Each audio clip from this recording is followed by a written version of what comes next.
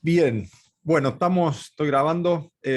Bienvenidos a esta conversación que junto con Hugo hemos puesto en marcha. Esto es un formato experimental, no lo hemos tratado antes, así que vamos a ver cómo sale. Muchas gracias, Pablo, por aceptar esto.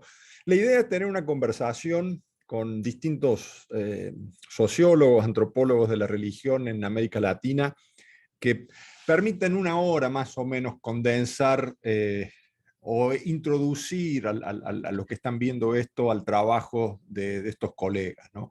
La idea es que uno sabe que en este caso Pablo Semán, otros colegas han escrito mucho y hay mucho material y podríamos estar hablando mucho más tiempo, pero la idea es como tener un video que nos permite en una hora a alguien que empieza a trabajar el tema, que quiere saber de dónde viene este colega, introducirse, digamos, al trabajo en esta hora.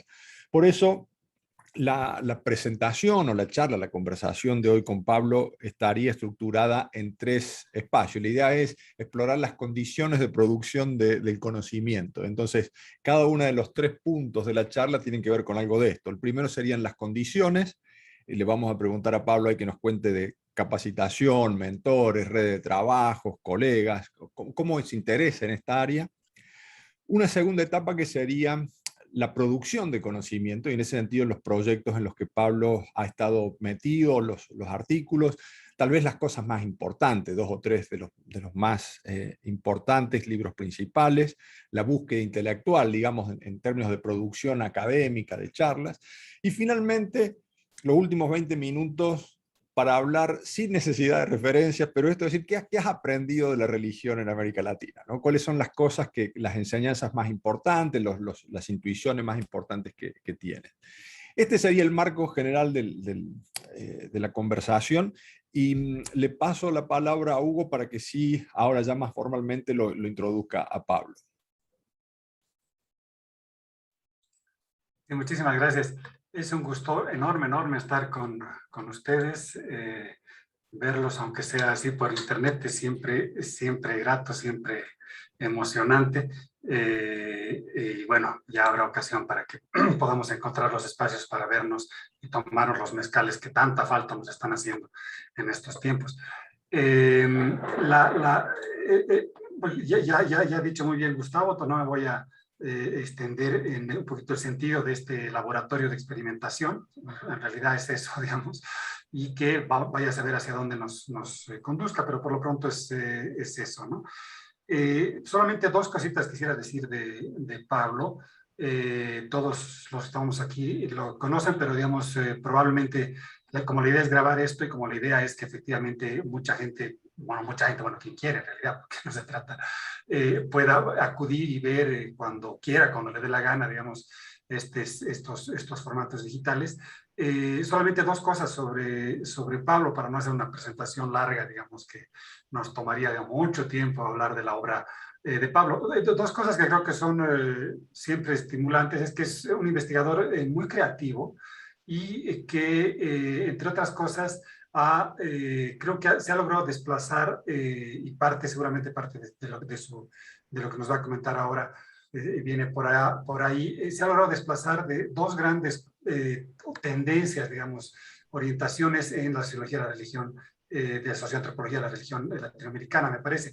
Una ha sido sacudirse un poco del mainstream de los conceptos con los que se hacía sociología de la religión o sociología popular, de las religiones populares y tal, en América Latina, entre otras cosas porque su propia formación no atravesó por Estados Unidos o Europa, sino que hizo un desplazamiento que es parte del sello de su creatividad, que es una especie de puente, digamos, una construcción entre la academia argentina, que tiene su propia lógica, digamos, y sus propios aportes, con la academia brasilera, digamos, ¿no? Y con todo lo que eso ha implicado.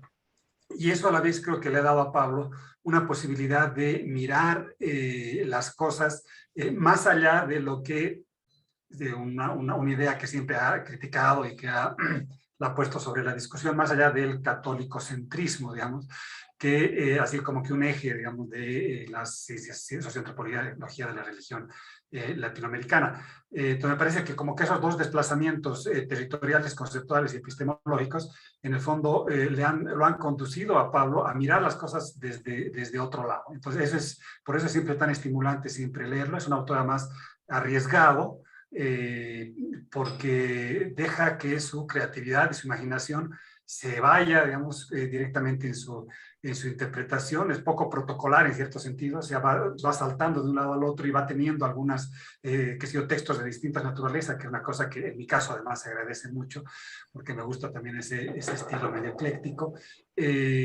Y eso hace que sea un pensamiento siempre fresco, siempre vivo y siempre interesante, ¿no?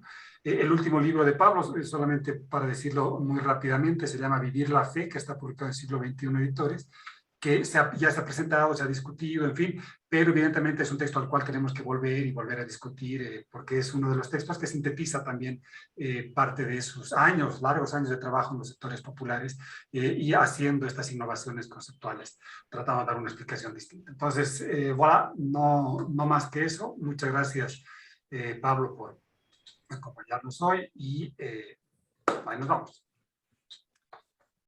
Bien. No sé, ¿empiezo yo? ¿Cómo Dale, hacemos? dale, Pablo, si te parece, empezar contando un poco de tu capacitación, de dónde estudiaste, tu formación, los mentores formales y no formales, por ahí, no sé, redes, viste, de que formaste redes de trabajo, colegas, etcétera, ¿no? Y cómo te interesas también este tema de lo religioso. Bueno, perdón si se hace un poco largo, porque esta parte la pensé bastante, porque como le debo más de una vela a cada santo, voy a tener que hacer una enumeración larga. Y a ver, yo creo que mucho de lo que yo hago tiene que ver con mi biografía personal, y digamos, en el inicio de todo esto están mi madre y mi padre, que digamos, eran militantes políticos, y yo me crié la mayor parte de mi vida, digamos, y hasta mi adolescencia, en experiencias de proletarización de las que yo fui sujeto pasivo porque no me quedaba otra que ir, y digamos, en un contacto con los sectores populares, en una experiencia política excéntrica, como era la de los maoístas chinos en Argentina, que era una experiencia muy radical y al mismo tiempo no armada. Y entonces viví siempre en el seno del pueblo, como diría Mao, y con mucha distancia por generación y por otro tipo de vida con lo que decían y hacían mis padres, ¿no? Que por otro lado, mi papá era un tipo muy irónico, creo yo, muy inteligente, y mi mamá era una mujer bastante sensata, pero también bastante irónica, y se reía mucho de lo que ellos mismos hacían, y entonces me permitió tomar distancia también de eso. Pero siempre estuvo en el juego, digamos, la comprensión de lo popular. Me crié en ese intento. Yo era muy bueno para las matemáticas, terminé estudiando sociología después de intentar escapar a un destino, digamos. Y ahí empiezan una serie de influencias muy largas. Yo conocí, visitando presos políticos, a un tipo que se llama Hernán Invernizzi, que me explicó Laclau en el año 82. Y cuando yo empecé a estudiar sociología más tarde, después de haber dejado yo de mi propia militancia, Juan Carlos Portantiero y Emilio de Ípola me introdujeron a una lectura viva de Gramsci, que para mí fue decisiva, y aparte me habilitaron en las experiencias sociológicas que se podían hacer en ese momento. Después yo, digamos, entré en contacto con dos grandes profesores de la Universidad de Buenos Aires, que son Ricardo Sidicaro y Lucas Rubinich, que me arrimaron una comprensión más empírica de la ciencia social, y también fueron importantes para mí, porque ya no solamente era discutir una idea de totalidad social. Y después yo empecé con mi primera beca de investigación sobre religión, que fue una derivación de esa formación, porque yo daba un curso con Emilio de Ípola, llamaba El lazo social de Durkheim y Maturin, y era una metafísica sociológica donde nos preguntábamos por qué es el lazo social y no más bien la nada. Y en ese momento en Argentina se vivió una crisis catastrófica, como todas las que vive Argentina, pero la del 89 específicamente, y yo empecé a ver que en mi barrio crecían iglesias pentecostales como hongos. Entonces, digamos, pensé ingenuamente que las iglesias pentecostales reconstruían el lazo social que se disgregaba por otras vías en la crisis. Y ahí Sidi Caro y Lucas Rubinich me aproximaron a una visión más empírica de las ciencias sociales, que me ayudó muchísimo, y en ese contexto, digamos, me influyeron sobre mí María del Carmen Feijó, que entendía muy bien los sectores populares y se interesó por mi proyecto y me acompañó bastante. Elizabeth Gelin, que tenía una visión sobre vida cotidiana y sectores populares que también me resultó muy interesante en ese momento, y una visión sobre lo generacional que también es muy interesante. Y Beatriz Arlo, que aunque uno no la vea en ese papel, me hizo las primeras interrogaciones empíricas sobre mi campo. Me sentaba una vez por mes en su oficina y me preguntaba cosas, y yo me daba cuenta de todo lo que no sabía que era investigar. Y en ese contexto después, digamos, un poquito después, yo conocí, no lo voy a decir ahora porque, digamos, no es que lo estoy diciendo ahora porque está acá. Conocí a Alejandro Frigerio y a María Julia Carosi, que fueron como un giro total en mi formación, porque, digamos, me interrogaron básicamente desde lo empírico, me hicieron conocer la bibliografía del campo, me estimularon y me dieron libertad, fueron contraparte permanente de todo mi trabajo. Así que como está acá Alejandro, digo, Ale, gracias por todo. Y obviamente son Alejandro y María Julia Carosi interlocutores permanentes y actuales, o sea, es como una relación intelectual que no se terminó, y digamos, ellos también son cambiantes, y además el mundo cambia, entonces, no sé, para mí es una relación clave, porque aparte, bueno, en ese contexto yo me acerqué a la Asociación de Cientistas Sociales de la Religión del Mercosur, y entré en un entorno de producción de ideas, de investigaciones, que, digamos, un poco el sistema argentino es que a un alumno le dan una beca como si fuese un Napoleón, ¿no? Y va y estudia lo que quiere, y después en Brasil uno más se inserta en proyectos, ¿no? Pero bueno, entonces en ese contexto que entré en contacto con la Asociación de Cientistas Sociales de la Religión del Mercosur,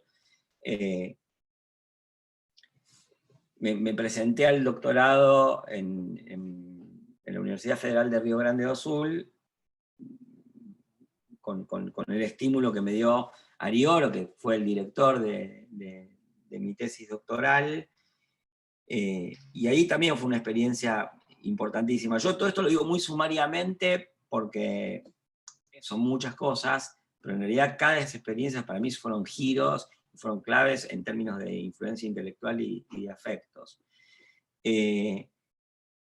Y una de las cosas que a mí me produjo el trabajo con Ari era que él tenía una sistematización del campo de estudios sobre el mundo evangélico que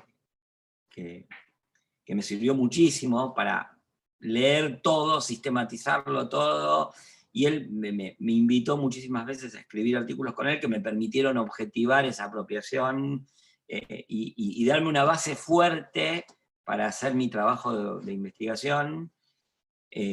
Ari además, digamos, acompañó ese trabajo con una paciencia enorme, porque lo que yo había tomado un riesgo grande en ese momento, que era, yo podía hacer una tesis sobre evangélicos, pero quise hacer una tesis más etnográfica sobre la vida religiosa en un barrio, digamos, y poco pragmática la elección en términos de construcción de la carrera, pero Ari acompañó eso y leyó eso, que era, digamos, una mirada transversal del campo religioso, que no se refugiaba en la idea de denominaciones, ni en una concepción clásica de religión, por ejemplo, al estilo más burdiano. Y la verdad es que tuvo un compromiso enorme porque, digamos, no era su planteo, pero lo entendió mejor que nadie y me lo hizo discutir bastantes veces. Lo mismo Alejandro y Marita, que estuvieron también muy presentes en todo ese momento. Pero ahí en Porto Alegre también descubrí otras cosas que yo venía en tren de hacerlo, porque por eso quise hacer antropología, pero ahí me di cuenta de algo muy de la mano de Claudia Fonseca, que es una antropóloga de origen estadounidense, pero que vive en Brasil, y que hacía etnografía de los sectores populares, y yo creo que también de la mano de Claudia se me iluminó la pertinencia del método etnográfico como modo de construcción de un objeto y que permite acoger la emergencia de un objeto totalmente diferente cuando uno habla de mundo popular, ¿no? Porque ya no lo puede seguir pensando bajo los términos estrechos de una sociología que busca ideologías, ¿no? Sino bajo los términos de una aproximación histórico-social que busca experiencias, procesos, configuraciones, que son otro objeto, y que, digamos, de alguna manera emergen de ciertos usos del método etnográfico, ¿no? Porque el método etnográfico tampoco por sí solo garantiza eso.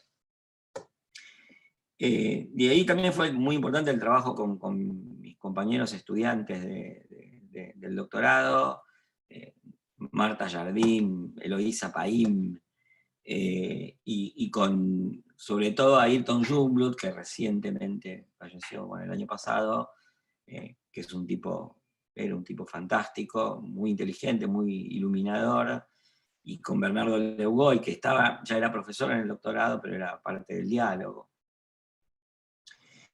Y bueno, yo fui evolucionando en mi tesis, digamos, y en esa relación principal con la Asociación de Cientistas Sociales de la Religión del Mercosur, y aparecen otras interlocuciones brasileñas. Una de ellas es la de Pierre Sanchis, que para mí es un autor clave, que justamente, digamos, yo creo que Pierre Sanchis buscaba distanciarse de los usos más esquemáticos de los conceptos de las ciencias sociales, y entonces él es el que para mí mira transversalmente el campo religioso, y yo sigo un poco la idea de él, sigo la idea del sincretismo de él, que es una idea totalmente renovadora del sincretismo, una idea levi-straussiana del sincretismo, describir mi mundo con el universo simbólico del otro y un proceso de encuentro con la alteridad.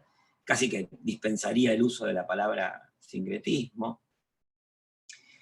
Y en ese mismo contexto también, para mí es un diálogo clave con Ottavio Bellio, que, digamos, tiene una capacidad de ligar los muy pequeños problemas del trabajo etnográfico de la religión a grandes problemáticas de la teoría y del método etnográfico y de la teoría social en general, y de las situaciones contemporáneas en que se produce la teoría social. También son influencias muy importantes en mi trabajo, que justamente son todas esas influencias las que me permiten hacer esas tomas de distancia y esas asunciones de riesgo que describía Hugo José. Y para mí también fueron importantes en ese contacto con académicos de fuera de mi programa de doctorado en Brasil, la conversación que yo tengo permanente con un libro de Luis Fernando Díaz Duarte que se llama De la vida nerviosa de las clases trabajadoras, donde hay, digamos, un diferencialismo radical en la percepción del mundo popular a partir de la construcción de una idea de persona diferente. Y con otro autor de ese mismo campo, que es Marcio Goldman, que discute bastante esto, en lugar de plantearlo en términos de idea de persona, en términos de subjetividad, y en lugar de un diferencialismo radical, más bien muestra la pluralidad de subjetividades, y yo intento a veces hacer una síntesis, y a veces simplemente oscilo entre un planteo y otro, pero en todo caso tienen que ver con mis universos de preocupaciones en la producción de mi trabajo, de mi tesis de doctorado y de mis incursiones postdoctorales. Bueno, y eso es más o menos hasta los años 2000, haciendo mi recorrido académico. Y cuando yo termino el doctorado, un poco también por esta misma idea de que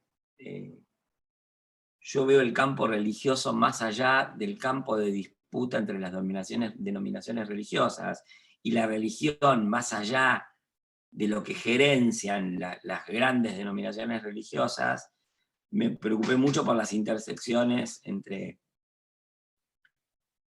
cultura, digamos, y religión, y entonces hice una investigación sobre los lectores de libros de autoayuda,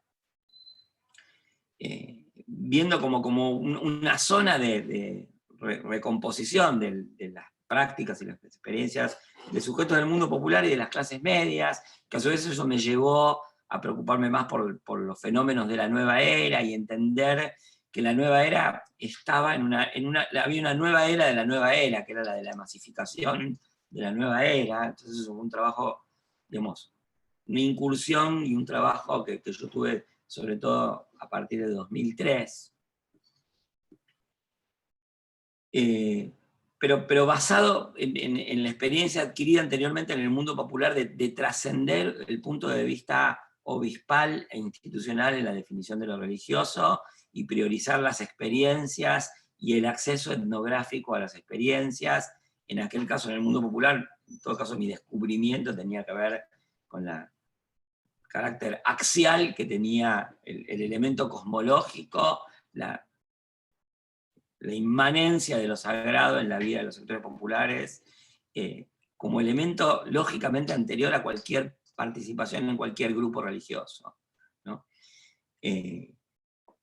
Y eso, perdón que haga ideas y vueltas, pero eso que me entrenó intelectualmente para diferir del mainstream, como dice Hugo José, con un trabajo de campo, digamos, solidificado por 5 años de convivencia con gente de sectores populares, me permitió, en una etapa posterior, hacer otra intervención a distancia del mainstream sobre la relación entre cultura de masas y religión, y apoyada esta vez ya en las experiencias de la nueva era, y en la idea hacia la cual avancé, que tiene que ver con la nueva era de la nueva era.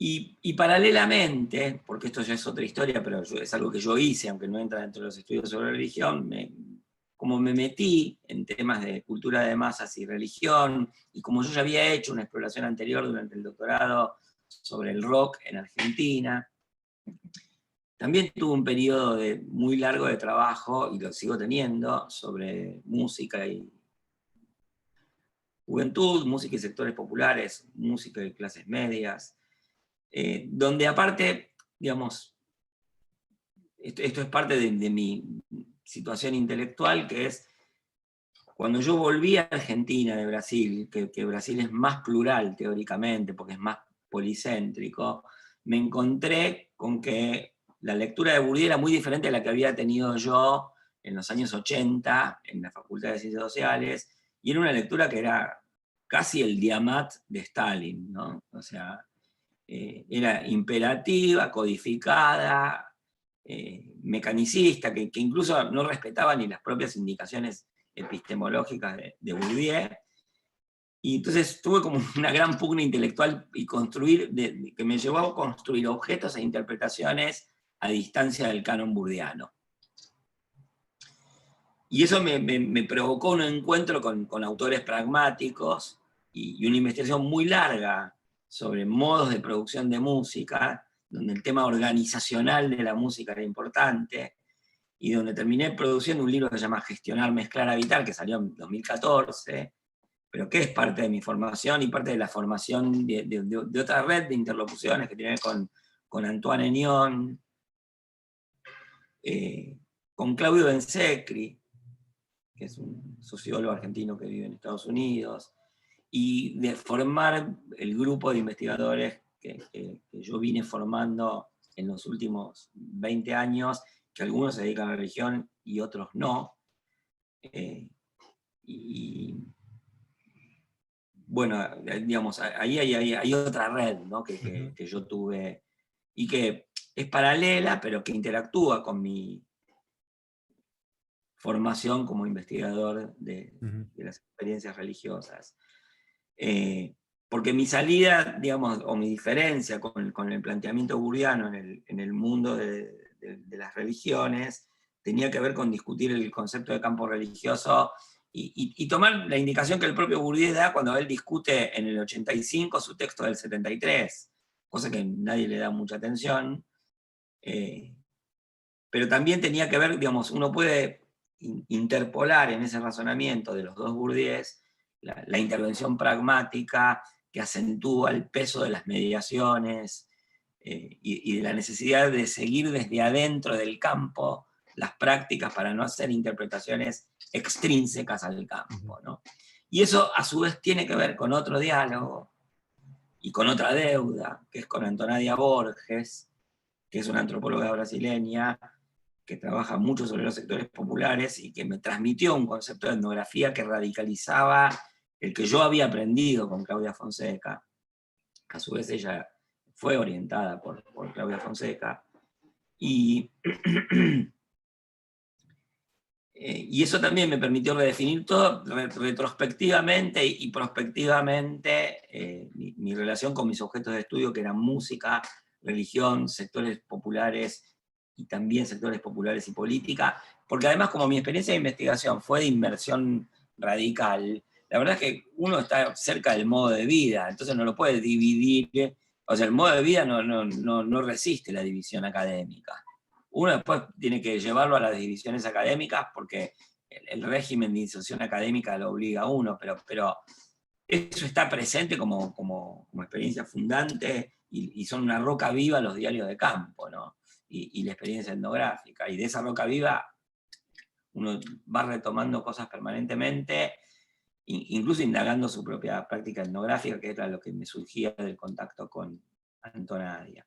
Y también tuve una experiencia institucional muy fuerte en esa época, que fue participar de la formación y de la renovación del posgrado de el IDAES, de la Universidad de San Martín, y de la formación de una institución de investigación, donde junto con otros hicimos el Centro de Investigaciones Etnográficas, y de la formación de un conjunto de carreras de grado de sociología y antropología, también planteadas, si se quieren, a distancia del mainstream, porque eran una sociología y una antropología, o son una sociología y una antropología que dialogan mucho entre sí y que no compran las distinciones que sobre todo se hacen en el marco de la oralidad y no se ven, pero son efectivas entre esas dos disciplinas, ¿no?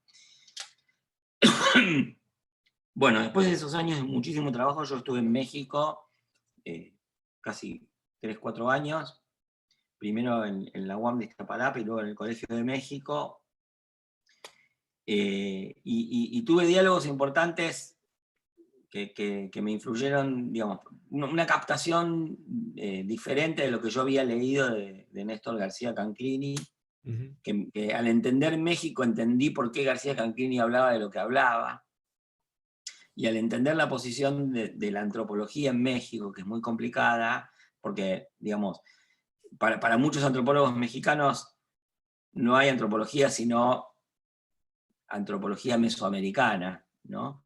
Y es difícil hacer otra antropología, o fue difícil. De hecho, en el departamento de García Canclini, hasta hace poco tiempo, la mayor parte de las tesis seguían siendo sobre esos temas. Y una sociología que en México rinde un gran tributo a los cánones positivistas. Entonces mi inserción como etnógrafo era relativamente novedosa y me obligaba a discutir mucho los fundamentos de mi intervención, ¿no? En eso hay colegas del Colegio de México que fueron una interlocución importante, como Maynor Mora Salas y Emilio Blanco. Bueno, y después yo retorné a la Argentina, me comprometí, digamos, en la edición de mis trabajos sobre música, mis trabajos sobre literatura masiva y religión, y literatura masiva y política. y empecé un trabajo etnográfico sobre política en sectores populares que hay muy poco publicado todavía, y me empeñé en la reescritura y la traducción de Vivir la Fe, que sale 20 años después de que yo empecé, pero que, digamos, yo creo que valió la pena editarlo después, porque hice más entendible la discusión que yo proponía sin que, creo yo, perdiera la complejidad que creo que debía tener, proponiendo centralmente discutir una noción diferente de campo religioso y de pertenencia a la religión, y basándome sobre todo en la idea de experiencia y sensibilidad religiosa, y reconduciendo mucho la religión a las experiencias de los creyentes, al mismo tiempo que trazando un cuadro de la competencia y la superación, la competencia entre evangélicos y católicos en un barrio del Gran Buenos Aires. Y ahí también yo debería referir otras interlocuciones que son importantes para mí. Nicolás Viotti, que es un antropólogo que también se formó en Brasil y que, digamos, de alguna manera creo que yo tiendo a creer que él interviene como yo. Él a veces tiene más en cuenta panoramas anglosajones que yo los tengo en cuenta relativamente, y muy en la discusión con Alejandro sobre todo. Y también del grupo de investigadores que se formó alrededor mío, que, digamos, finalmente yo trabajo con investigadores que se formaron conmigo hace 20 años. Uno a veces no lo cree, pero se pone viejo, y entonces yo, digamos, mis tesistas más nuevos tienen 10 años de trabajo conmigo. Entonces ahí hay, digamos, gente que entendió lo que venía mucho mejor que yo, y me lo hizo entender. Y no sé, Cecilia Ferraudi Curto, Ornella Boix, Guadalupe Gallo, José Garriga Zucal, Silvina Merenson, por nombrar algunos. De seguro que me estoy olvidando y me van a matar, pero son interlocuciones importantísimas para mí. Mariano Dubín, en el sentido de que, digamos, me obligaron a pensar de nuevo todo lo que yo en general termino haciendo repercutir en mi curso sobre culturas populares, ¿no? Y en mi curso sobre sociedad, cultura y poder. Y que repercutió en la reescritura de mi trabajo de tesis. Y acá hay una cosa que es que por el orden temporal en que yo escribí las cosas o edité las cosas, parte de lo que yo escribí después sobre música o sobre religión aparece como disperso, pero en realidad son pedacitos cocinados en un gran caldero, que es el trabajo que se publicó ahora, ¿no? Entonces, yo creo que si uno, o sea, yo veo mi trabajo como más consistente en su integralidad, puede ser errado, obviamente, ¿no? Pero más consistente en su integralidad si uno hace dialogar las cosas que yo escribí más dispersas y más pequeñas con lo que está en ese libro y con lo que está en el libro Gestionar Magistral Vital, que fue una investigación colectiva donde desarrollamos juntos categorías entre 4 personas y las aplicamos cruzadamente en 3 campos diferentes. Y muy un uso de teoría emergente, como gustan decirse en las citas metodológicas, ¿no? Bueno, eso, digamos, básicamente en el camino de las influencias articulado con el camino de las investigaciones que hice y de algunas cosas que yo escribí. No sé si quieren... Sí. Pablo, serían estos 2 libros que mencionaste al último, serían como los que, digamos, los principales trabajos, digamos, si tuviese que pensar en proyectos intelectuales que no sé, que recogen cosas o que sí, yo sí estaría... Me estoy olvidando de una gran investigación que hice, perdón. Primero hay otro libro que se llama Bajo Continuo, Exploraciones descentradas sobre cultura popular y masiva, que integra en una misma perspectiva varios artículos que son, digamos, es como si aquello era un caldero, Bajo Continuo es un puchero servido de ese caldero que tiene papa, batata, chorizo, garbanzo, pero no es el libro entero y no es el caldero entero. Y está mi perspectiva de algunas cosas incluso que referí ahora. Y después hay otra investigación que yo hice que para mí fue importante, previa a gestionar, mezclar y habitar, que fue mi trabajo sobre cumbia, y que... Porque en realidad yo me empecé a interesar por la cumbia también en función de mis intereses sobre sectores populares. Y entonces hice algunas pequeñas exploraciones y después una compilación sobre cumbia, etnia, género, nación y raza en América Latina, y un libro que salió en Estados Unidos que tenía que ver con cómo funciona la cumbia o cómo funcionaba la cumbia en Argentina en términos de experiencias de género. Donde también entablábamos con Pablo Vila un diálogo crítico, o todo lo que fuera crítico posible, con lo que a mí me parecían en ese momento mecanicismos de los posicionamientos feministas, que a su vez eso me llevó, y perdón que me olvidé porque también es una expresión importante, a dirigir trabajos de tesis sobre música y género, como el trabajo que hizo Carolina Spataro, que es otra gran interlocutora entre los estudiantes que trabajaron conmigo, y con ella dimos un curso sobre género, cultura masiva, y no me acuerdo qué más era el título, donde también, digamos, estaba como presente toda esta experiencia sobre cumbia, género, música, que fue paralela al libro Gestionar, Mezclar y Habitar,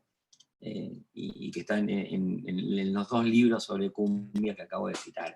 Y por último, digo, si es por proyecto intelectual, o sea, no son, a ver, no tiene una intervención tan extendida mía, pero para mí fue una exploración importante, que fue la presentación de la antropología brasileña en Argentina, que es un trabajo que hicimos juntos con Alejandro Grimson y Gustavo Lins Ribeiro, donde tradujimos a varios de los interlocutores que yo cité, y hicimos una presentación breve, pero con muchos elementos condensados acerca de la importancia y la particularidad de la antropología brasileña vis a vis lo que pasaba en la antropología en Argentina. Y entonces, ahí yo engancho, perdón, con otra pregunta que ustedes me hacen, que tiene que ver con la de las búsquedas intelectuales, ¿no? Que no es una sola. Yo digo, hay una primera búsqueda que tiene que ver con mi biografía, que es una comprensión de lo popular en base a una preocupación política y en base a un fracaso político que fue el de mis padres, digamos, pero que también es mío, que es, bueno, una cosa es el pueblo que se creía desde las militancias que existía, y otra cosa es el pueblo realmente existente, y digo, la heterogeneidad, la distancia que hay entre el concepto de experiencia para poder entender eso y el concepto de ideología en que se intentaba encuadrar esas experiencias, el problema de la eficacia para interpelar a los sectores populares. Bueno, todo eso está en mis búsquedas intelectuales, que están de alguna manera remolcadas por preocupaciones políticas que yo nunca dejé de tener, y que me parece que entran en las conversaciones empíricas e intelectuales que yo tengo. Después hay otra preocupación, digamos, que es más bien reactiva, que yo no aconsejaría a nadie que tuviera este tipo de preocupaciones, pero a mí se me imponen a veces por mi neurosis, que es que a mí me irrita mucho el uso mecánico de los autores y de los conceptos. Entonces, yo creo que es interesante discutir el uso de campo religioso de Bourdieu. Yo traté de hacerlo de la mejor manera posible, que es, miren, acá tienen otra versión del campo religioso, no hacer una discusión del concepto ni una polémica. Mi mejor intervención, aparte habiendo tenido esa reacción, es vivir la fe. Pero yo confieso que en mi interior, digamos, había un elemento reactivo innoble, que es, me pudre, me saca de quicio, me parece intelectualmente empobrecedor el esfuerzo de verticalizarse bajo la obra de un autor y de producir según lo que se cree que le gustaría a él, ¿no? Entonces, ese es un muy mal motivo para producir intelectualmente. Y yo durante mucho tiempo intenté dar la vuelta sobre eso, para que no sea una posición resentida. Y creo que en Vivir la Fe lo que logré, o yo no sé si logré, yo traté de hacerlo, fue, digamos, ofrecer una alternativa. A mí me gusta más pensar así, ¿no? Que a su vez esta preocupación interactúa con las preocupaciones políticas, porque también era una forma de dar cuenta de una cosa que a mí me preocupa mucho, que es, bueno, ¿en qué grado los sectores populares son tan prisioneros como nosotros pensamos que son prisioneros? ¿No? ¿Cuál es el lugar de la agencia y de la autonomía? ¿No? Y digamos, ahí, o sea, hay un diálogo que tiene que ver mucho. Yo no lo conocí, no trabajé con él, obviamente, ¿no? Pero la influencia de un autor como Thompson, lector de Gramsci, es clave para mí, y ahí me reencuentro no sé, con Portantiero, con De Ípola, con esos maestros. Y bueno, y después otra línea de búsquedas intelectuales, además de, digamos, de la de los sectores populares y la política, además de tratar de hacer una producción teórica más autónoma, y de aprovechar la posición argentina, que creo que es particular en el mundo. Esto muchas veces lo dialogamos con Alejandro. En Argentina nosotros leemos anglosajones y franceses, y además empezamos a leer anglosajones, franceses y latinoamericanos. Entonces, no tenemos estructura y tradiciones universitarias tan firmes, en los últimos años más sí, pero tenemos capacidad de recibir múltiples interpelaciones, y un desafío es ver si uno produce síntesis.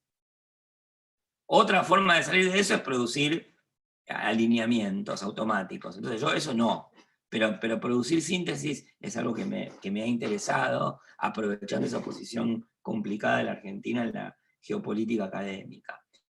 Y iba a decir, y una tercera línea de grandes preocupaciones, búsquedas, tiene que ver con que yo me dejo impresionar por la actualidad, y a veces me desvío y no sé, a veces construyo objetos que no tendría que haber construido, pero otras veces esas búsquedas tuvieron algún acierto, ¿no? Entonces, por ejemplo, el encuentro de lo que pasaba con el rock y los sectores populares, que no dio lugar a un libro, pero sí a artículos que para mí son interesantes sobre lo que se llamó el rock chabón, o el encuentro con la cumbia, ¿no? Son producto de esa relación que yo tengo con, digamos, dejarme impresionar por fenómenos que en principio no están en ninguna agenda, ni en la agenda de los objetos, ni en la agenda de los alineamientos teóricos que prescriben los objetos, ¿no? Así que, bueno, digamos, ahora creo que el panorama de las influencias quedó como, si se quiere, equiparado con el panorama de las búsquedas, aunque que lo reduje. Yo quiero agregar una cosa más en las búsquedas. Cada vez más yo terminé haciendo búsquedas que tienen que ver con cosas que a mí me conmocionan personalmente, por alguna razón, ¿no? Que me permite estar más próximo de emociones. No sé bien por qué, pero funciona así, y eso está. Y todo esto que estoy recorriendo a título de búsquedas, también son encuentros, ¿no? Porque son lugares a los que uno llega, pero es como una estrategia sin estratega, ¿no? No es que uno está conscientemente buscándolo, pero son puntos de llegada que van adquiriendo alguna consistencia, y además porque, como yo no estoy muerto, y como diría Joaquín Sabina, todavía no nació el árbol que será mi ataúd. Me parece que tengo un margen para ir recogiendo esos en un estuario, en una desembocadura, varios de esos hilos que fui trazando. Porque tengo algunos proyectos que tienen que ver con encarar una síntesis de estas cosas en nuevas búsquedas. Pablo, ahí en términos de síntesis, si querés, o como de anticipos, por ejemplo, esto que te decía como tercer momento de lo que has aprendido del conocimiento. Yo te planteé religiosidad, pero tal vez sea mejor hablar de qué has aprendido de los sectores populares, digamos. Has encontrado las respuestas que buscabas, digamos, no sé ¿qué le sugeriría a tus padres ahora que tendrían que hacer? Digamos, ¿no? Mirá, ¿sabés qué? Cuando me hicieron me llegó el cuestionario, pensé mucho en estas cosas y me di cuenta hasta dónde estaban presentes como paño de fondo, ¿no? Y creo que buena parte de las respuestas en parte las tenía mi mamá, que, digamos, en los años posteriores a la experiencia de proletarización radical decía, ¡ay, qué idiotas! ¿No? Porque era una aproximación a lo popular y a la convivencia forzada, cotidiana, permanente con el mundo popular, para la cual, digamos, evidentemente no se habían preparado para el choque cultural y el tránsito de fronteras que todo eso exigía. Y que en todo caso, digamos, mi mamá lo superó pragmáticamente, porque tuvo como una gran inserción y hizo un trabajo político de masas a partir de, como se diría en esas militancias, a partir de lo reivindicativo, que tuvo mucho reconocimiento, ¿no? Entonces, creo que hay un tránsito de una mirada politicocéntrica de lo popular, ahí ya pensándolo más intelectualmente, a una mirada que expande el concepto de política a partir de apropiarse el concepto de experiencia. Y que, digamos, busca y reconoce y elabora la alteridad en la experiencia de los otros y no se permite creer que uno simplemente tiene que decirles dónde encuadrarse. Que es cuando uno les dice tienen que encuadrarse en el seno de mi experiencia, o sea, una ideología, porque esa es la experiencia del dirigente político. Bueno, eso, digamos, como gran, digamos, en ese nivel de preguntas está ese nivel de respuesta, ¿no? Ahora, para mí, digamos que no es que me dediqué exclusivamente a eso, pero digo, esa es una preocupación que está como paño de fondo y yo no me la puedo olvidar y digo, sé de dónde vengo. La religión y el estudio de las prácticas religiosas, de la sensibilidad religiosa, fue un modo de una vía de entrada a la experiencia de los sectores populares, y la etnografía a su vez fue una vía de entrada a esa vía de entrada, que me permitió construir diferentes experiencias. Y no es casual, porque yo vengo de una familia de 3 generaciones de ateos, ¿no? Entonces, para mí era como un punto de alteridad máxima la religión, frente a la cual yo me había sensibilizado y frente a la cual superé, digamos, toda la actitud de superioridad intelectual y moral que presuponen los ateos frente a la religión, pero digo, fue una gran, la etnografía y el método etnográfico y el objeto religión fue una gran vía de aproximación al modo de vida de los sectores populares y a pensar lo popular en el marco de una totalidad social pensada gramscianamente, ¿no? Y pensando lo popular como modo de inscripción de los sujetos en la sociedad y como modo de toma de conciencia de determinaciones estructurales, no simplemente como contrapeso de la infraestructura, ¿no? O sea, que es una lectura gramsciana mala. Yo prefiero la lectura de Thompson, que es, bueno, es interiorizar los datos de la posición social, la experiencia. Entonces, eso me acercó a la heterogeneidad, a las jerarquías, a las prioridades de los imaginarios populares, y a la centralidad que tiene la religión en ese complejo de prioridades, jerarquías, experiencias, y a entender la centralidad de la religión desde la idea de perspectiva cosmológica, que es, bueno, nosotros hacemos un montón de cosas, digo, nosotros los sujetos del mundo popular dicen, nosotros hacemos un montón de cosas, pero lo sagrado, aunque no haya rezos todos los días, aunque no haya misa, confesión o culto cotidiano, es una dimensión estratégica, clave, crucial y energizadora de la experiencia. Entonces eso también, digamos, más allá de esa gran respuesta sobre política, sectores populares, mi mamá y mi papá, está, digamos, toda una respuesta más académica e intelectual sobre qué papel tiene para mí la etnografía y la religión en mi concepción de lo popular. Y después, entonces, la otra cuestión tiene que ver con, digamos, mis alineamientos más académicos y mi preferencia por objetos que no entran en el elenco previsible de los objetos, ni por interpretaciones que no entran en el elenco de interpretaciones previsibles, y que me llevó a estudiar otras expresiones, ¿no? como la música, como la literatura masiva, hacer etnografías de lectores, que en ese momento era relativamente nuevo. La investigación sobre rock yo la hice paralelamente a la investigación sobre música, y claro, yo no hice un libro de eso, pero para mí fue interesante porque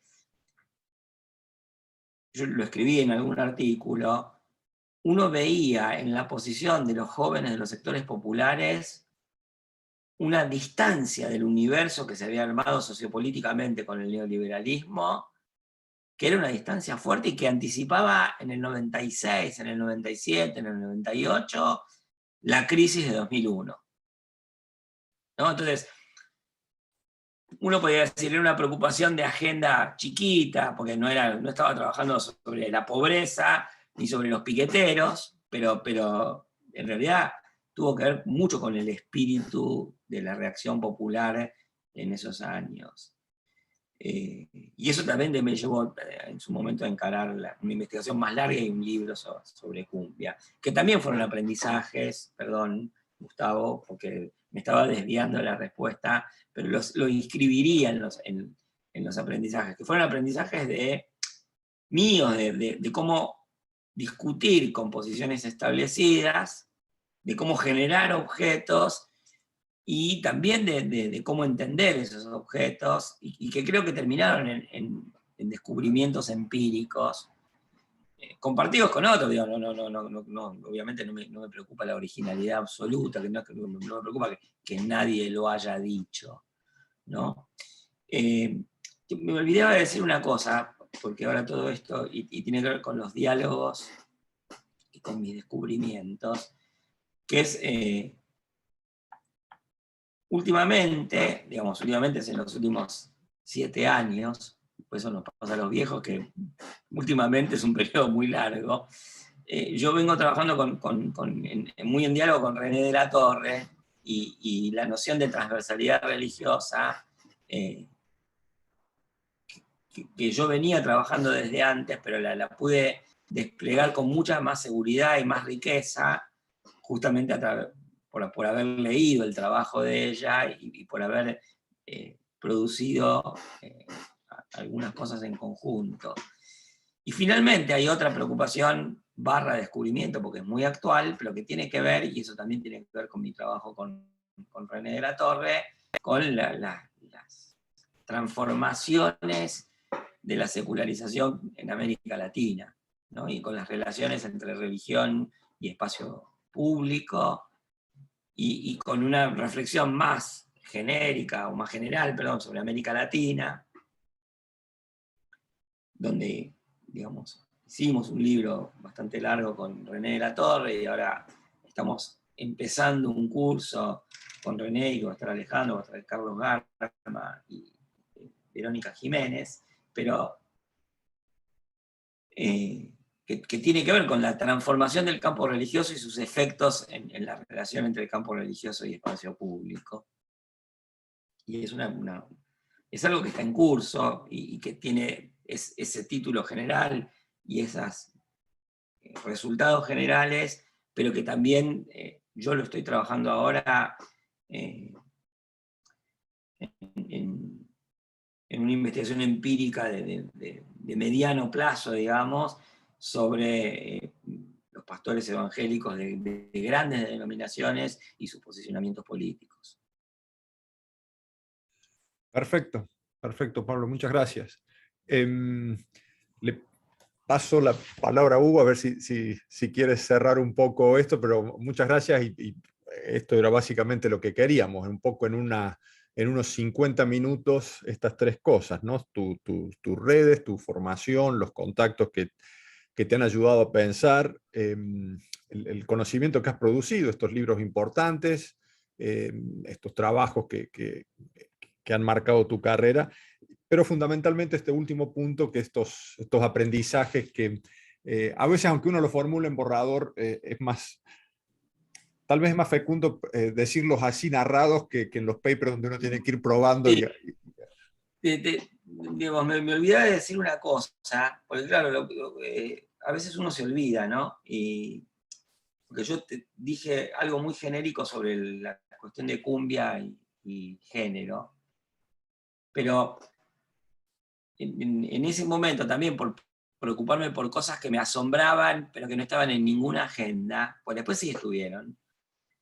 A mí me llamó mucho la atención en mi trabajo de campo en el sur del Gran Buenos Aires, lo que yo en ese momento llamaba la activación de las mujeres en el plano de la sexualidad, ¿no? Cosa que me llegó, digamos, o sea, se condensó en un evento específico, que en un culto pentecostal, la pastora le regaló en el cumple de 15 a una chica lencería erótica, ¿no? Y que yo dije, ¿qué pasa, digamos? ¿Cómo se mueve esto? Entonces yo lo empecé a ver en la música, en las letras, en los usos, en el tipo de publicidad, y que transversalmente a diversos campos de religión, de música y de gente de sectores populares, la sexualidad estaba presente.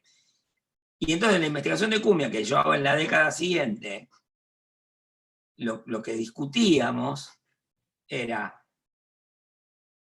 que había una toma de iniciativa en el campo de las prácticas sexuales por parte de las mujeres, había una objetivación del campo de la sexualidad, del interés por la sexualidad. Queremos tener relaciones sexuales, queremos tenerlas como nos gusta, queremos tenerlas con determinadas prácticas, objetos y relaciones,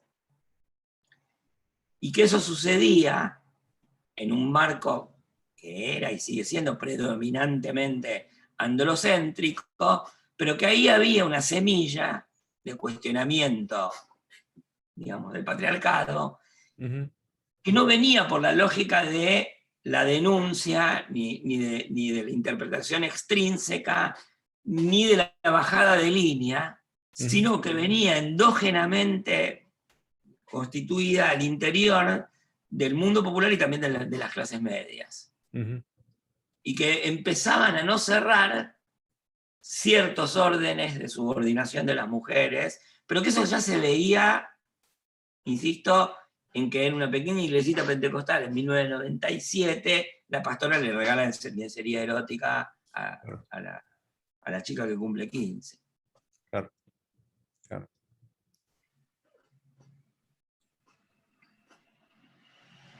Bueno, en realidad creo que no podía haber mejor manera de cerrar, que en realidad cerrar es abrir, con esta referencia que haces, Pablo. Yo creo que cerramos ahora, entonces, si les parece. Como el formato no es formato seminario, porque nos ha dejado, Pablo, una inmensa cantidad de preguntas que da para que hagamos un seminario cada semana hablando y desarrollando cada una de ellas, que tiene que ver en parte con la riqueza de tu trayectoria, de tu pensamiento, de lo que has indagado. Pero bueno, no es ese el objetivo de este espacio, sino precisamente lo que lo que nos has compartido generosamente, que es esos contactos, trayectorias. Me encantó escuchar el nombre de Emilio de Ípola, que es tan fabuloso, de esos seres así interesantes, que bueno, solamente lo conocí muy de paso, pero que, y que finalmente de eso se trata. Les agradecemos muchísimo por acompañarnos en este espacio. Pablo, gracias enormes por tu generosidad, por compartir tu trayectoria, tus aportes, tus reflexiones. Esto está grabado, entonces vamos a, por supuesto, tratar de difundirlo lo más que podamos, colgarlo por donde se pueda. Y continúa la función, pero no continúa la función aquí frente a la pantalla,